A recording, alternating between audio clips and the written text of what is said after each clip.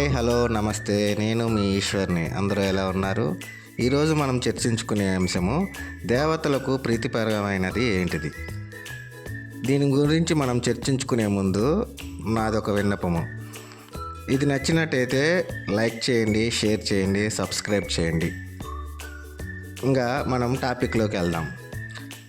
శరతల్పగతుడైన ఉత్తరాయణ పుణ్యకాలం కోసం ఎదురు చూస్తున్న భీష్ముడికి శరతల్పం అంటే బాణాల యొక్క బాధతో ఉన్నప్పుడు వలన కలిగే బాధ లేకుండా చేసి సౌఖ్యాన్నిచ్చాడు శ్రీకృష్ణుడు.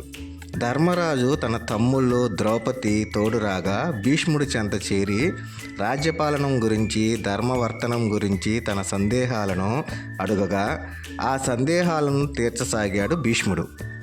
ఈ లోకంలో ధనవంతులు, ధనం లేనివారు అనే రెండు రకాల మనుషులు కనబడతారు.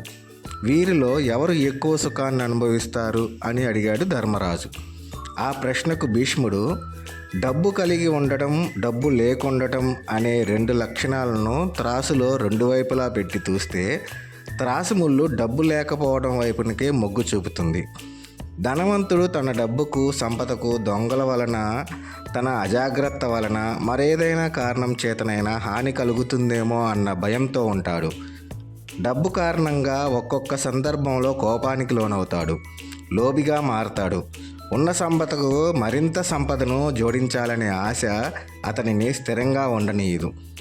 అటువంటి స్థితి దుఃఖాన్ని కాక సుఖాన్నిస్తుందా? నిర్ధనుడు ఎక్కడైనా సుఖంగానే ఉంటాడు, సుఖనిద్రపోతాడు, అనుకోతో మెలుగుతాడు. ఆ కారణం చేత అందరికీ ఇష్టడవుతాడు.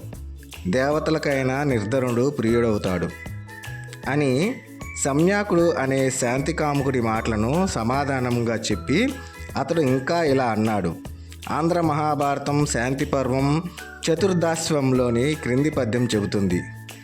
ధనవత్వము దుఃఖకరం బనికని తత్కాంక్ష విడుచునతని కథనత జనితాన్మిదీనత్వం బనుపమ సౌఖ్యంబు సేయు నక్షీణతముగమున్. అధికంగా ధనం కలిగి ఉండడం దుఃఖానికి కారణమవుతుందని గ్రహించి డబ్బు కోసం వెంపర్లాడే లక్షణాన్ని వదిలిపెట్టి వ్యక్తి తన ఆధీనంలో తాను ఉంటాడు.